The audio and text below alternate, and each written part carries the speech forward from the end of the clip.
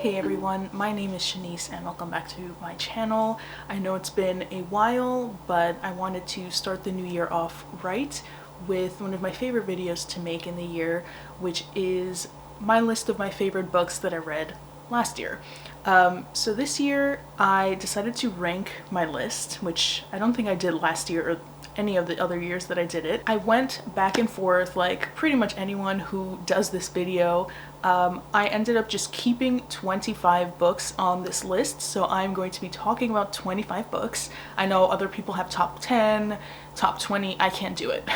I'm just gonna leave it to the 25 books that honestly gave me the most lasting impact. Overall, last year I read 82 books, which was 13 more books than I read in 2023, so I'm very happy about that. I've managed to find a lot of time to read given my kind of packed and busy life. I know compared to others, some people read 120, 200, 300 books, which is madness to me, but like bravo to you if you do that. But I read 82 and I'm very happy about that. And instead of only just going through my list of 25, I wanted to start off the video just by giving you some of the overall observations I had while creating this list and taking a look at the books that I considered my favorites, the ones that have made a lasting impact on me, some of the common threads, I guess.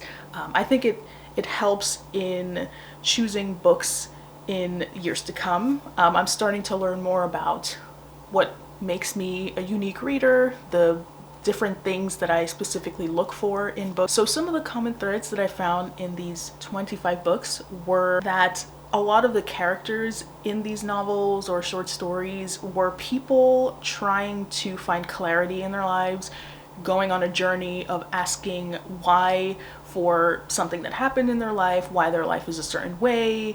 They're trying to find focus and answers, and they're contending with regrets. They're finding purpose in themselves and in their lives. And oftentimes the form and the structure and the way the story is told is in contrast to that focused, determined journey. Oftentimes the character would be, you know, like I said, looking for clarity, trying to find answers, but the novel itself would be very meandering and often experimental. It would go off on tangents. It would not end neatly, and so that lended itself to sometimes books that were a little imperfect. Lots of these characters also had imperfect morality. They were very honest with their jealousies, their insecurities. Place and location was a big part of most of these books, actually. The environment, nature, also the courageous act of making art and of writing. The courage it takes to go on a journey to find answers knowing that you might not find any. Some of these books had characters who were trying to write something, trying to find a project to do, to solidify a moment in their life or memorialize their own life or other people's. Those are all common threads to the books that make up this list, and I think it makes a lot of sense with what I was going through in my own life. 2024 was maybe not the best time for me, but if anything, it just solidified how much art and writing and language mean to me. That's kind of what made my reading year last year.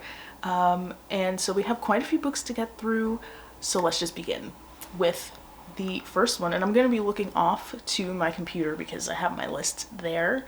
And I do have most of the books physically next to me, but I won't lie, some of them are precariously placed in the shelves behind me, and I have absolutely no interest in ruining the nice arrangement of the books for this video, no offense, but there will be a lovely little inserted image on screen just so you can get a visual. Let's begin.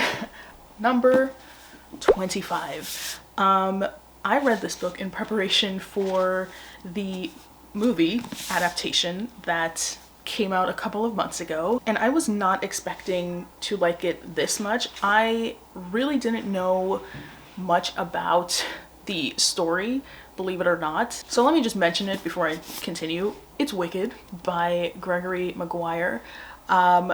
So like I said, I really didn't know much about the story. I watched The Wizard of Oz maybe in the 4th grade with my class and haven't rewatched it since. And for some reason, this shows you just how little I knew about this. I thought that like Elphaba, the Wicked Witch, was the sister of Glinda, the Good Witch, which is obviously not the case at all. But that was just in my mind. So when I went into this, and I mean, obviously I don't know anything about the musical either, given what I just told you, but I went into this expecting just knowledge and preparation for the movie. Well, I was totally shocked to know that, one, no, they're not sisters. Two, Glinda is barely in this at all. This is purely just Elphaba's story. This is really dark.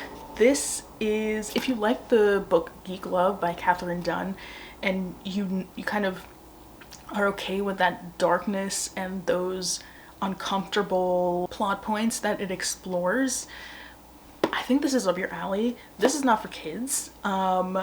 If you have kids, if you know kids who loved the movie musical adaptation, and they just want to get their hands on something because they can't wait for November of this year for part 2 to come out, and they want to read the book, don't give it to them. This is, like I said, really dark, and also kind of erotic. This tackles themes of fascism, of standing up for the rights of the marginalized, in this case, the animals with a capital A.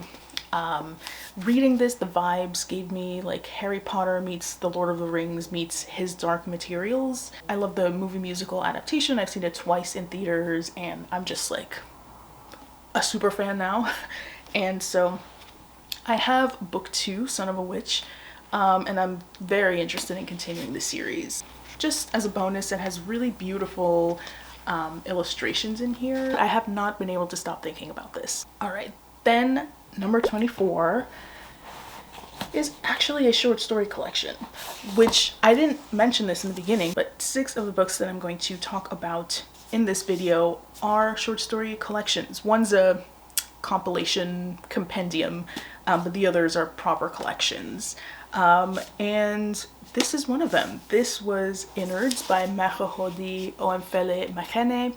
This is a South African short story collection, and this thrusts you immediately without introduction into a bunch of interwoven stories.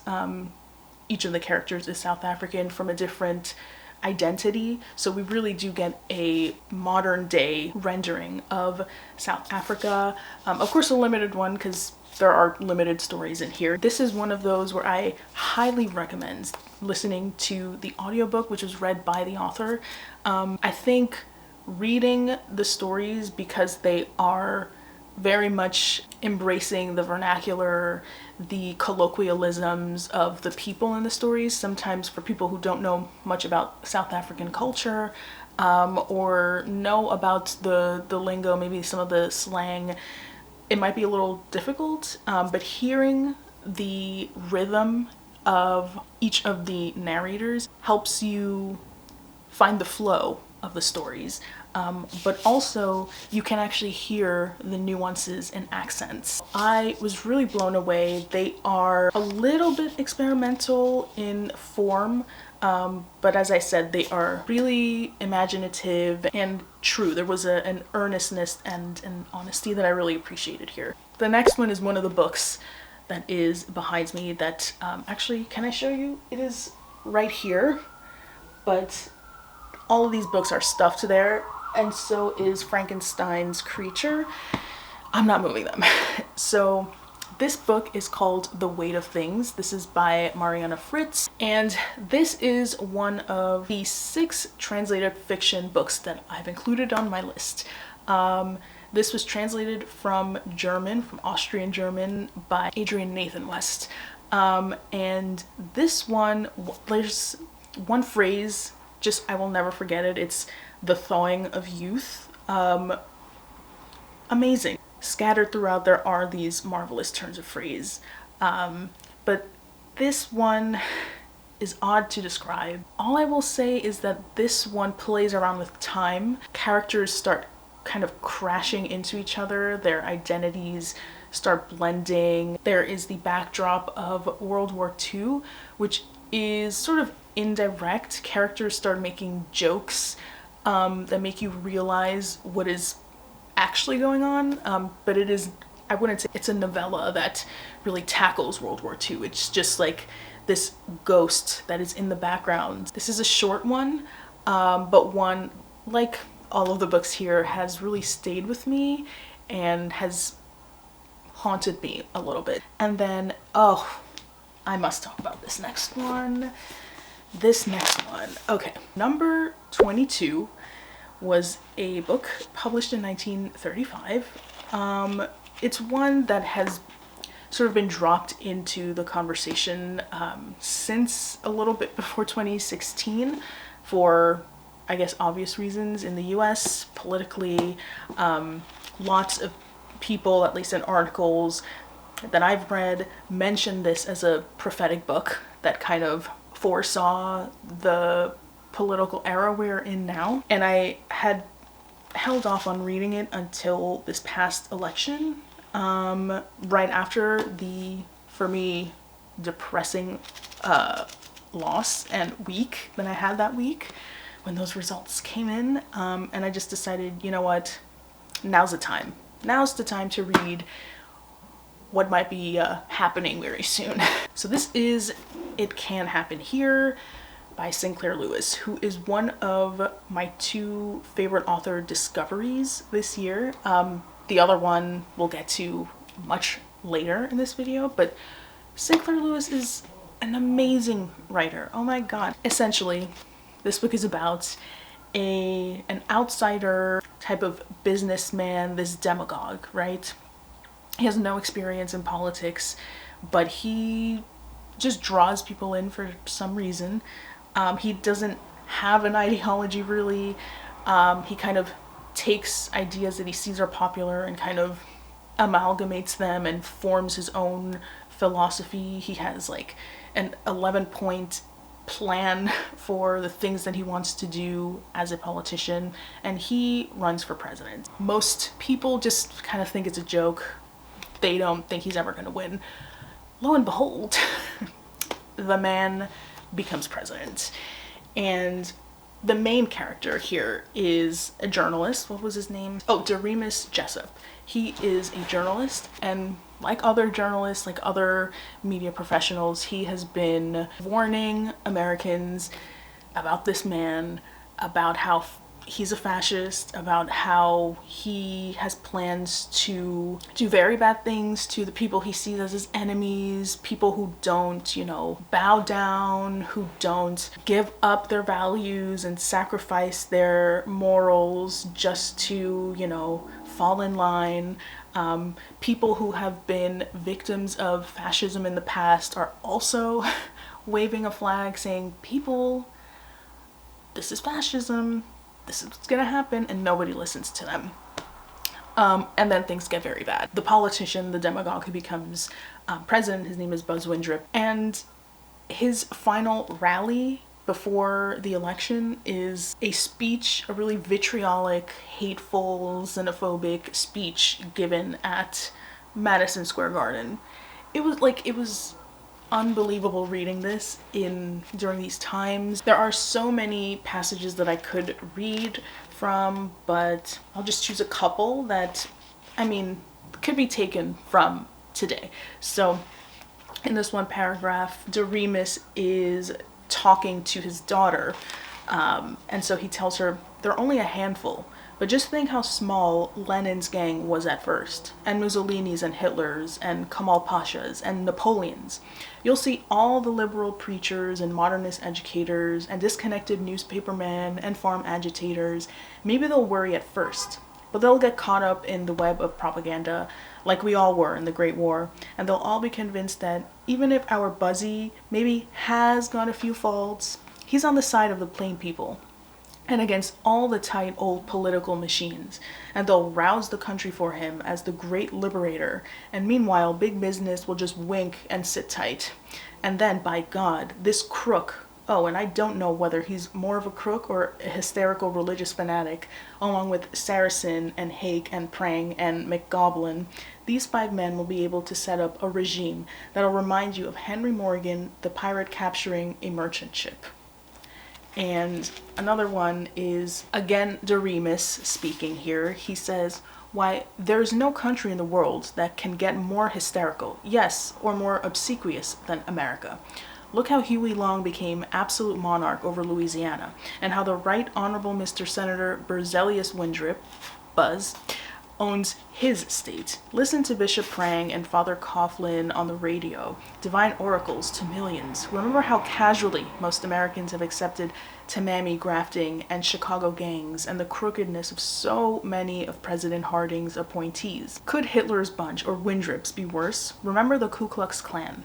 Remember our war hysteria when we called sauerkraut Liberty Cabbage and somebody actually proposed calling German measles Liberty Measles, and wartime censorship of honest papers, bad as Russia. Remember our kissing the feet of Billy Sunday, the $1 million evangelist, and of Amy McPherson, who swam from the Pacific Ocean clear into the Arizona desert and got away with it. Remember when the hick legislators in certain states, in obedience to William Jennings Bryan, who learned his biology from his pious old grandma, set up shop as scientific experts and made the whole world laugh itself sick by forbidding the teaching of evolution? Remember how trainloads of people have gone to enjoy lynchings? Not happened here?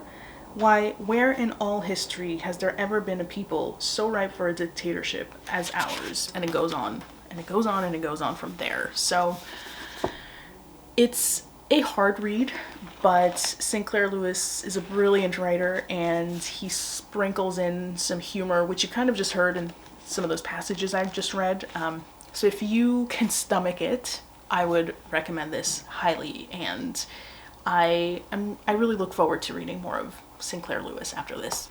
Next, I have the 5th season, one of, I think it was 6 rereads. This has been a wonderful year for me in terms of rereading books. This one is another one of those that plays with time. I think I benefited having read this at a different time and coming to this knowing what would happen. I think sometimes because Jemison is a little experimental, a little playful with her structure and her language, you kind of get bogged down in trying to figure out the exposition, to figure out the rules of the world, the lingo, kind of, you get confused. But having known what was going to happen, I can actually focus on the details of the language. And it's quite poetic and beautiful at times. I think this was huge for the sci-fi world when this came out. And though I have finished the series, and I unfortunately did not enjoy book 2 and 3, I will say the 5th season is a standout in the series, and I think a standout in the genre. It was a unique way to look at identity and climate change.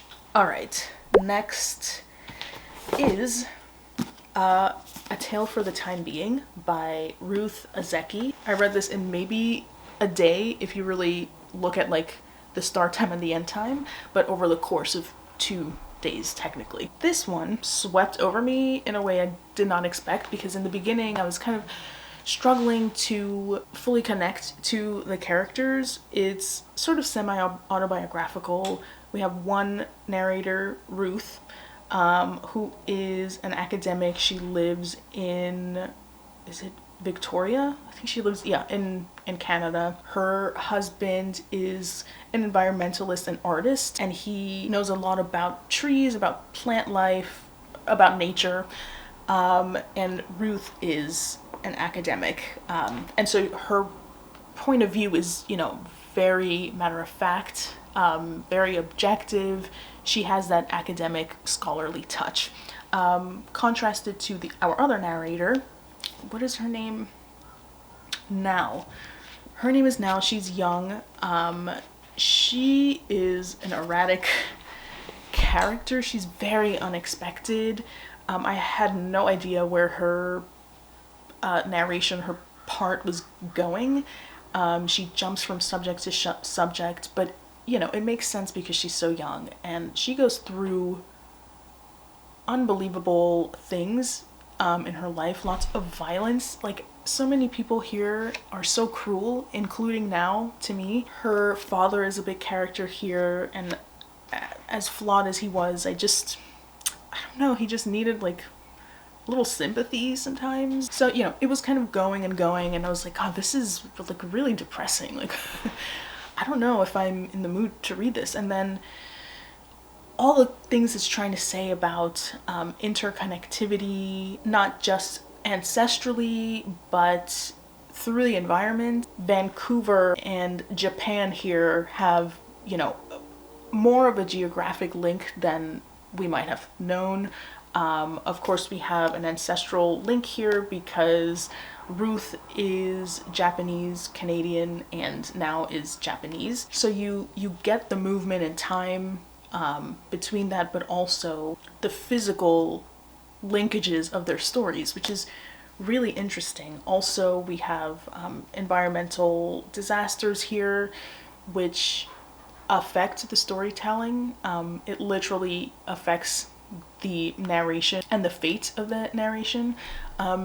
So it ended up being really life-affirming and positive, and actually really inspirational in a way that I was not expecting from just the bleakness of parts of Now's storyline. It ended up just really staying with me and affecting me.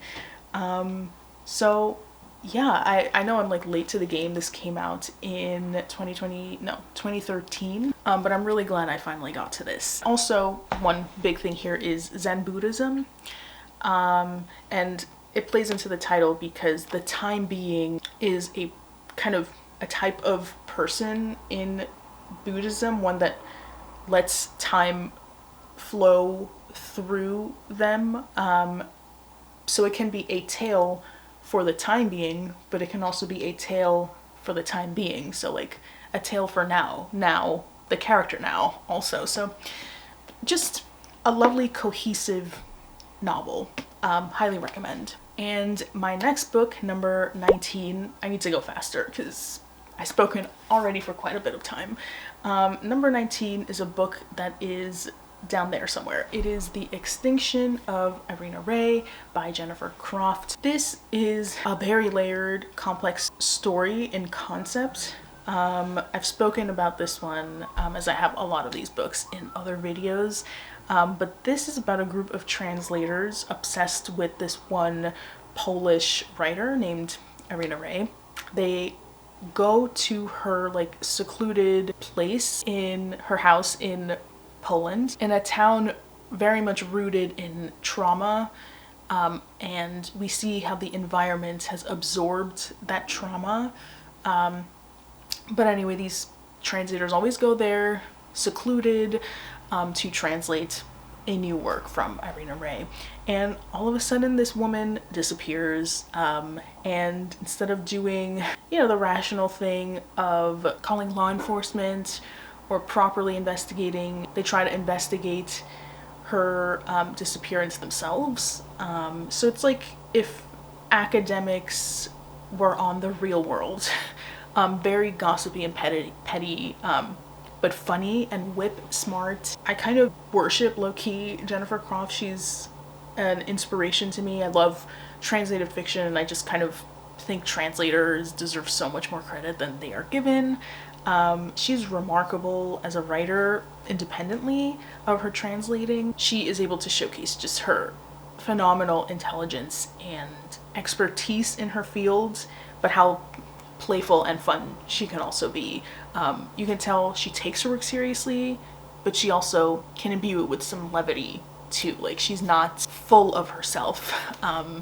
She can play with it. And moving on to another reread, my number 18 pick, Disorientation by Elaine Shea Chow. I think when I first read this, I gave this no stars. I DNF'd it.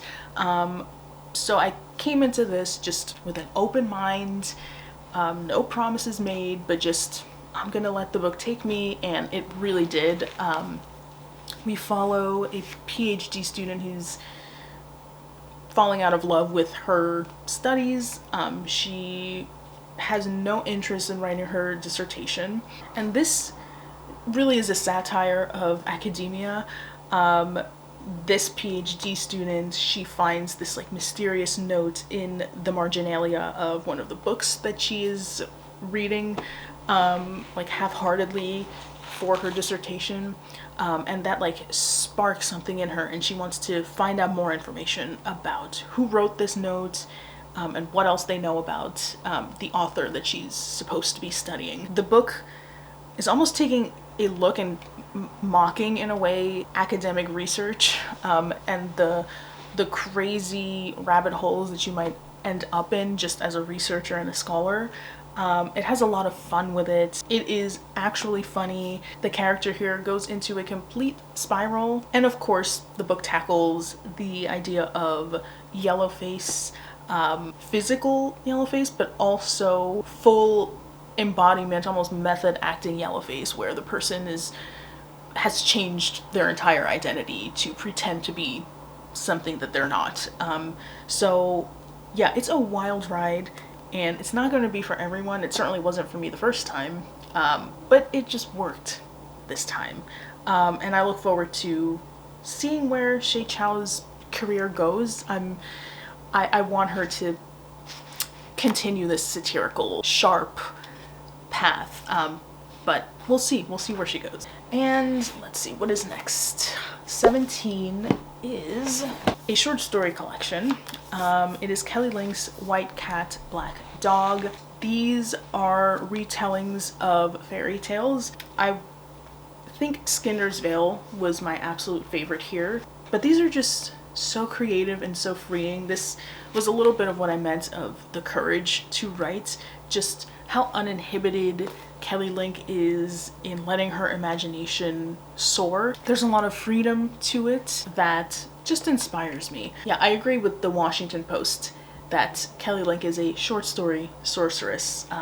These are a little creepy, a little odd. There are some talking animals. It's a little bit in the fabulist realm. Just really fun and has a lasting impact on me. So yeah, White Cat, Black Dog. And then another short story collection, which has made my list at number 16, is Emergency by Kathleen Alcott.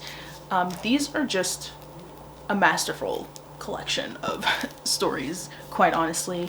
Her writing is luscious and beautiful. She could be a little wordy, but I love that. She's a little floral. Here we just have a lot of women of varying ages experiencing a moment of emergency in their lives, and seeing how they deal with those moments of emergencies. Number 15, another reread for me. This was La Fiesta del Chivo, written by Mario Vargas Llosa. This was just brave to me for Vargas Llosa to write. As a Peruvian writing about the Dominican Republic, he says a lot of things that a lot of people in the DR won't like hearing, but I think are necessary and very true observations. We're not anybody unless we're brave enough to be self-critical, I think. What is the point of moving forward if you can't correct your own mistakes? And sometimes it does take an outsider to kind of point out the things that are not right, and I think that's what Vargas Llosa did here. We get the story of the assassination of Trujillo. We get Trujillo's perspective, we get the perspectives of his murderers, and we also get, what is her name? Urania. We get Urania, who was born in the DR but moved to the US to study. She is an academic and she goes back to the DR. We initially don't know why, but we discover why. We find out her story and how it connects to Trujillo and all of that. This is extremely violent, vulgar, but intentionally so, because the main character, Trujillo, was a very vulgar, horrible man. So of course the book is going to portray him as such. And I read this in Spanish, obviously. I'm curious to see what the English, or how the English would read. But I'm very happy I gave this another chance. The first time I did like it too, but this time I was able to focus a little bit more. It's the only Vargas Llosa that I've read, so I don't know. If you've read his novels, please let me know what you think I should pick up next, because he has quite a long bibliography. Then at number 14 is a book that I haven't really heard many people speaking about. This was written by Lisa Xiao Chen and it's called Activities of Daily Living. This is a very quiet novel. It takes some patience. We meet a character who is embarking on a creative project. We don't fully know what it looks like. We know it is about the performance artist Tse-Ching Hsieh, who's a real-life performing artist, by the way. He is Taiwanese, the main character is Taiwanese, and so she's almost trying to discover more about herself and her culture by means of this project. We don't get a lot of the project though. We get details of daily life, almost mimicking the title here, Activities of Daily Living. She is going through some family issues. Her father is very ill and close to death. She's figuring out how caretaking is going to look like for him moving forward. These just kind of flow like random observations of life, of day-to-day living. You know, she has a chapter about ravens. She has a chapter called Activities of Daily Living, kind of describing the medical term, which is what her father has to deal with. Another one called Zombies. Like, we see in real time how she's avoiding the project itself, but it also ends in a similar vein as A Tale for the Time Being. It kind of sweeps over you and shocks you with its cohesion by the end. We see how art can actually be meaningful if it's only for you and no one sees it. Just because we don't see her project doesn't mean it doesn't exist, you know, doesn't mean that it needs our eyes to validate it. The little moments also counts. This is like Walt Whitman reincarnated. Just the small, beautiful aspects of life that maybe don't get a shout out usually. So if you feel like you have the patience for a quiet, mellow drizzle of a novel, I would say give this one a shot, because it's really great. And then at number 13, the best short story collection. There's another short story book, but this is the last collection as such. So it's Witness by Jim L. Brinkley. If you just want a taste of what short stories can do, of one of the best short story writers of today, working in really enthralling and gripping ways, I would say pick this up. Here we have a bunch of stories centered on witnessing, of being a bystander, and challenging us in what we think we would do in similar moments as the characters. Really affecting and just solid, masterful prose. I don't know what to say. This is fantastic and the best collection I read this year. Then at number 12, I put A Minor Chorus by Billy Ray Belcourt. One of the most casually brilliant writers I've ever come across. This is kind of heady. It's also not really plot driven. It's about a PhD student who is kind of over their studies, so a little bit like Disorientation. But here, this character kind of gives themselves an independent project, an independent study of going back to their reservation. This is set in Canada, and the main character is Cree. And so he goes back to his reservation to try to find a collective singular voice. This contains some of the most stunning sentences I've ever come across. Again, it just seems so casual for Billy Ray Belcourt. Here's just a random part that I just opened up to. The narrator says, "I believe every person is a repository of a community's memories," I said. "A town speaks when its people do. I want to capture that voice. But I should clarify," I continued. "I don't intend to record this interview, nor will I describe any of your biographical details. Through people like you, I want to summon an honest emotional voice. My theoretical framework was that place governs the practice of self-fabrication," etc., etc. Very intellectual, very short, but impactful and awe-inspiring, because it's really unbelievable that anybody could write like this. Number 11, we have Chlorine by Jade Song. This works the metamorphosis story into something new and fresh. There's some body horror in here. Like, all I'm gonna say is there's a sewing scene, and I was eating my lunch when I was reading that sewing scene. It was disgusting. But I'm thinking about it. I'm still thinking about it. And this is an author who, again, is so uninhibited and able to just write freely. I don't know. It just, I'm jealous of that, and I want that for myself. I just get too bogged down. I overthink things. I like get in my head. I think everything I write is bad. But here, like, everything just was structured so perfectly. Like, there are letters interspersed here, and they came just when they needed to. But there was, so it was like planned, but also liberated and untethered. So I don't know how she struck the balance here, but Jade Song did, and I was highly impressed with it. Another book that I did not bother to bring down here, but the next one, now we're in our top 10 here.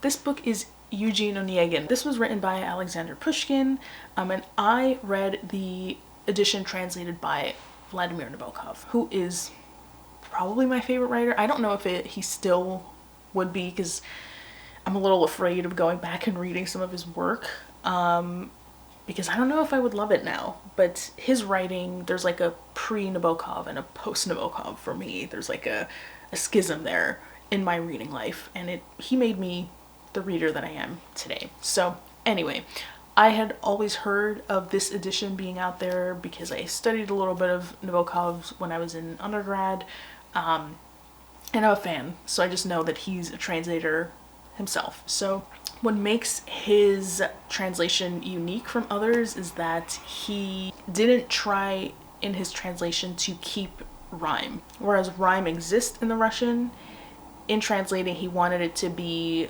more of a literal translation that read more like prose, if you will, than trying to shape the language to rhyme in English, if that makes any sense. So I was a little worried, like, is this going to be too dry for me? Like, is the playfulness going to be sucked out of this? But actually, no. And reading this was interesting because I know Nabokov is influenced by Pushkin, but now I can actually see how he's influenced by Pushkin. And that wordplay, that kind of wink that's present in every sentence and word choice is very much in Pushkin and very much in Nabokov as well. This just struck me by how modern it was. What this poem is really about is giving people second chances, contending with a life that ended up going in a way you didn't want it to, and knowing how to redirect and find value in who you are now. It just totally affected me. Some of these sentences, some of the language here was also just very beautiful, and impactful and emotional. I saw the ballet, the American Ballet Theater new rendering of it, and loved it. So I just had an overall fantastic experience with this story.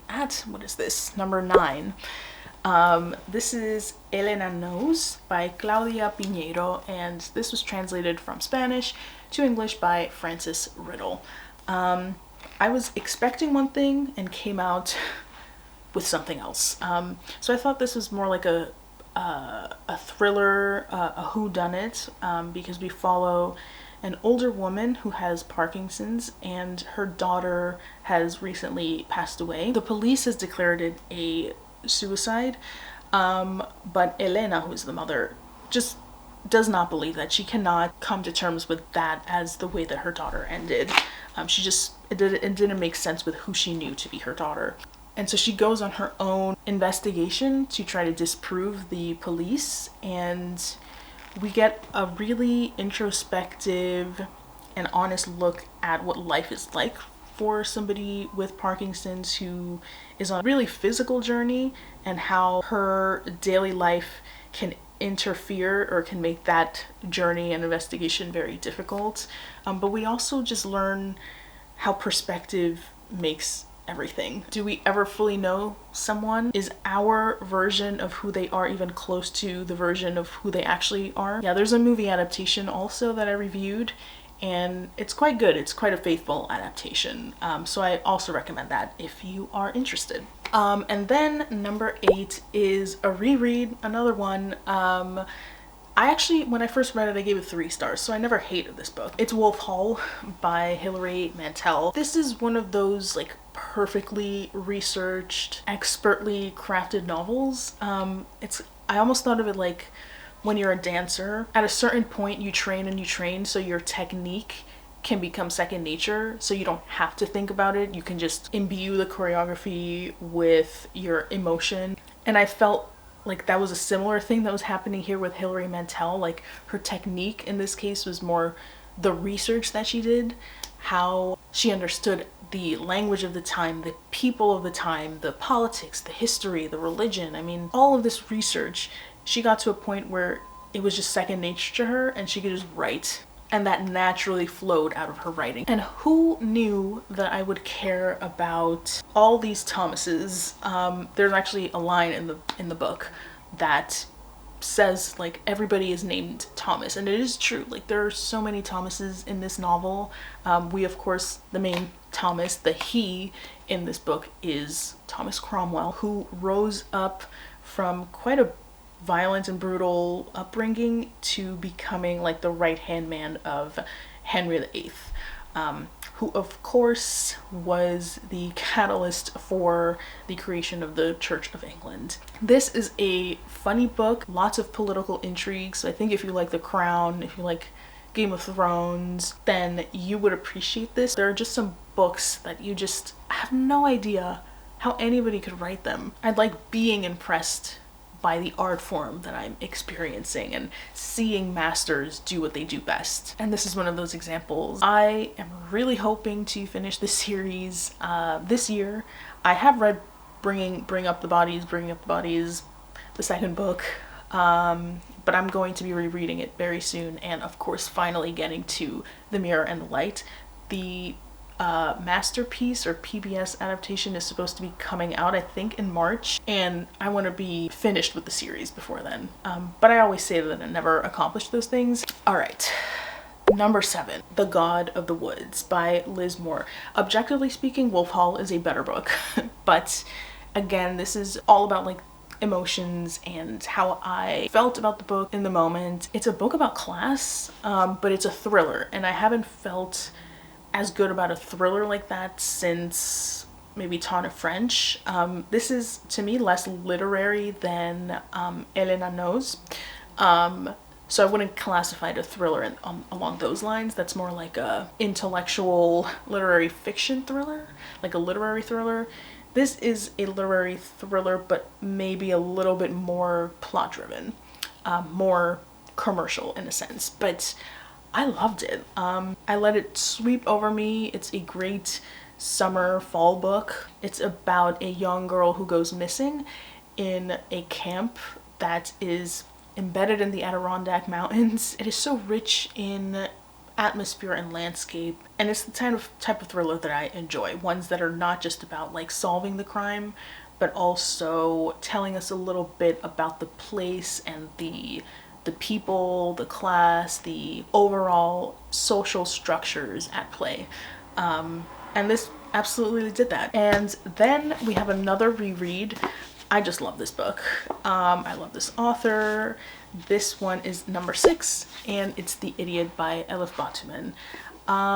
When book 3 in this series is coming out, I don't know, hopefully soon.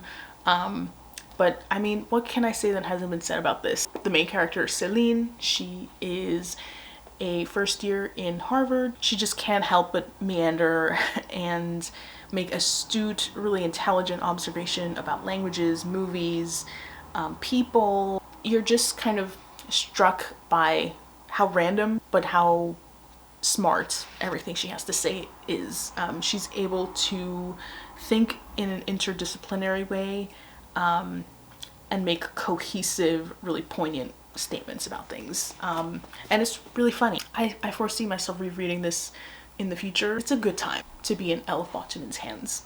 All right, we're getting to the last 5, finally. Number 5 is The Labyrinth of the Spirits. This is written by Carlos Ruiz Zafón, and this was translated by the immaculate Lucia Graves. This was just like a police procedural with a thriller with like romantic gothic scenes and luscious writing. If you're nostalgic about readers and books and miss the time when like writers were more esteemed in our society, then I think you'll like this. The writing is stupendous. This is not just a thriller. There's also a lot of political and historical elements that are weaved into this as well. This takes place in Barcelona and it is a character of its own. I think this was a perfect way to end the series. It's a very long book, but I don't mind like going back and reading it right now again. It has a classic literature vibe and also lots of allusions to the Count of Monte Cristo, and some characters' own stories kind of mimic the Count of Monte Cristo, but it has that like sweeping big book, big classic chunky book with good writing, with a good plot that keeps you interested, with a nostalgic value to it that I just loved. I absolutely love this book. Then book number 4 is The Makioka Sisters, and let me just get the translator's name. Translated from the Japanese by Edward G. Seidensticker. Was not expecting to love this the way that I did. Here we follow the Makioka sisters. They are from a once wealthy Japanese family. Their wealth is kind of receding now, and they're contending with that financial disruption in their lives. They're used to living a certain way, and now they are realizing they cannot live that way anymore for their own financial worries, but also because of how Japan is changing around them. It's becoming more Western influenced, specifically by the US, which is interesting because this takes place right before World War II. In a similar way, like The Weight of Things, we don't get World War II. Like it stops right before World War II, but we know it's coming. Like the author doesn't feel the need to tell us what is about to happen to these characters here, because we already know, and that's what haunts you even more, because you fall in love with them, but you know what's going to happen to them.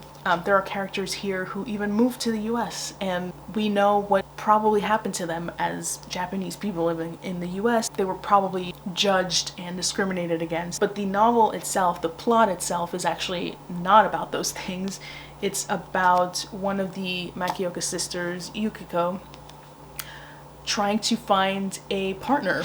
She's actually pretty content not being with anyone, but for, you know, society's sake, for her family, to try to keep their name in good standing, she needs to get married. And she struggles. She's shy, she's really quiet, she's really thoughtful, and misunderstood, but assertive, and she knows herself, and she says no to a lot of men who come her way, but she feels no regret. You know, she's not just going to settle for anyone just because she has to get married according to society. You know, there's something so powerful about her that I loved and that will always stay with me. And again, a surprisingly funny book. The ridiculousness of matchmaking here, and like all the canceled dates and all the rejections, but it also makes you look at some of the men in a sympathetic way, because you can see how they are also judged too and dismissed in maybe ways that women are. So it's just overall a lovely time.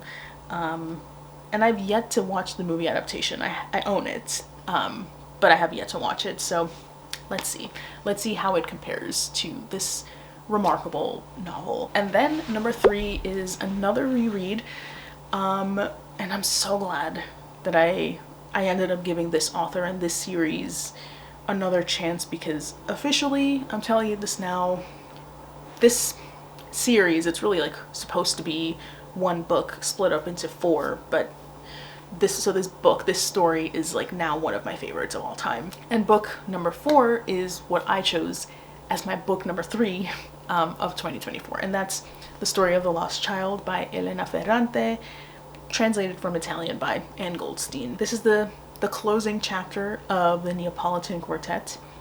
If you have not watched the Max adaptation, or it's not really Max, but it's distributed on Max. If you have not watched it, watch it. I've been a fan since it came out. Actually, the reason that I started reading the series was so I can be prepared for the show when it came out. I think it was 2018.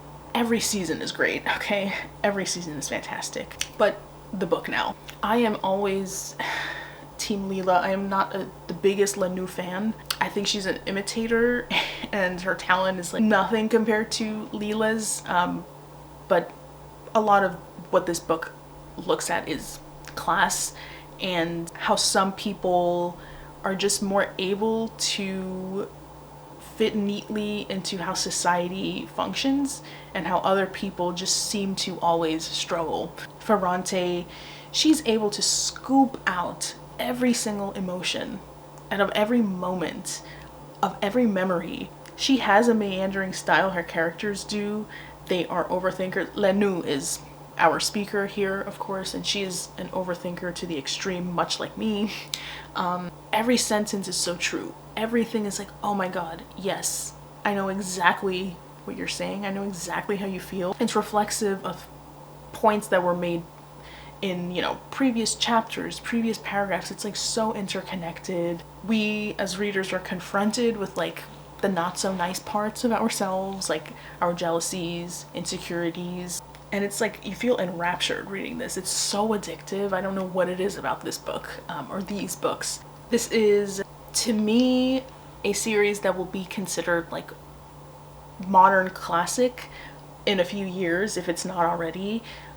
It might be dismissed as like women's literature, but it is most certainly not just women's literature, and even if it were, there's nothing wrong with that. Place, again, is central here. Naples, it's like we get a history of Naples, which is interesting because one character is kind of doing that in their own right, writing a history of Naples, but everyone feels so alive. It's like you feel like you're in Naples. This is a standout quality of Wolf Hall especially, but here too, it's like you think that there's a Leela who exists, and it's so annoying how you can't continue the story. Please read this series if you haven't. You won't regret it, I really promise you. We are down to the last 2, finally, because my throat hurts now and I'm hungry. So my favorite novel of 2024, drum roll, is If an Egyptian Cannot Speak English by Noor Naga. The epitome of contemporary literary fiction for me. If you remember the kind of common threads that I pointed out in the beginning, this book embodies them all. We have a main character who is trying to find herself and her culture by going back to her ancestral homeland, if you will. And while she's there, getting distracted by romance in one element, but also by her own flaws, because in trying to do good, she realizes there are some problematic elements to the way that she is trying to do good, which actually just uplift stereotypes. But it's also a book about the act of writing one's own story. We get a little bit of an epilogue, if you will, that takes a look at creative feedback. Lots of complexities here. The most incredible language. If you want a sentence to gut you, this is a book for you. If you like honest, sometimes mean characters, but who are intelligent, and really introspective, this one is also for you. And if you like books that explore themes of post-colonialism, this is also for you. It floored me. It really floored me. And then, let me just sit up a little straighter for my #1 favorite book, which is not a novel. It is a compilation of all of the complete stories of one incredible woman. My other favorite author discovery of 2024, aside from Sinclair Lewis. Whew, this one is the complete stories of Clarice Lispector. I mentioned earlier that Nabokov like changed the way that I see literature, and I have to say Lispector did as well. I think I'm just gonna read you some passages because I can't do justice just to how life-altering this woman's writing is.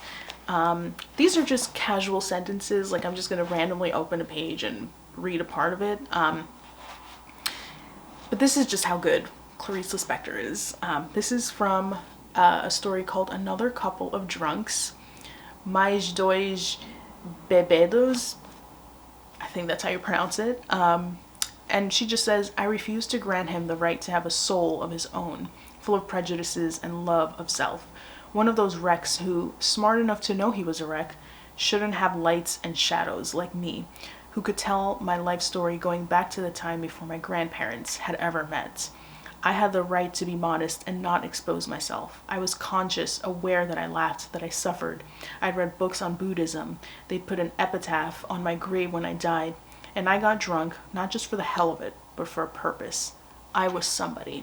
Another random sentence here from Letters to Ermengardo. Cartas a Ermengardo. She writes, I would like to tell you that having passions does not mean living beautifully, but rather suffering pointlessly. That the soul was made to be guided by reason, and that no one can be happy when at the mercy of the instincts.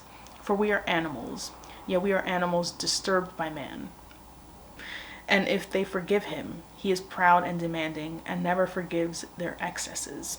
I speak to you of the passions in terms of their quality and their effects. It's like the kind of book that you read a sentence and it's like, oh my god, like I need a breather. I was like that, in that state for the entirety of this. We follow the progress of her writing. In the beginning, I think her first stories were like some of my favorites. But we see they're a little bit more traditional, but emotionally astute. And her writing is just out of this world, and then they get a little more experimental as her career matures. So we just see all the colors of her writing and all the things that she can do as a thinker. It's remarkable to witness, and this is a treasure. This really is a treasure. Bravo, New Directions. I give a shout out to New Directions, W.W. Norton, Europa Editions, Picador, like all the imprints, all the publishing houses, like bravo, because you're doing an astounding job. So yeah, this is my favorite book of 2024. That is it. Those are the 25 books that affected me this year. And I hope 2025 is another year of great discoveries and more assurances that literature is really meaningful and really important. So yes, that was a lot of talking, but I hoped you enjoyed this, and I wish you a happy new year, and here's to new videos and new content this year. I'm hoping to improve. I know I'm erratic at posting, and I disappear for quite some time, but I'm hoping to just be more purposeful in what I put out this year, and I'm hoping to be less erratic. But I wanted to also just start off the year with a reflexive video, and also one of my favorite videos to make. So yeah, I hope you enjoy this video, and I mean it when I say that I will see you next time. Bye.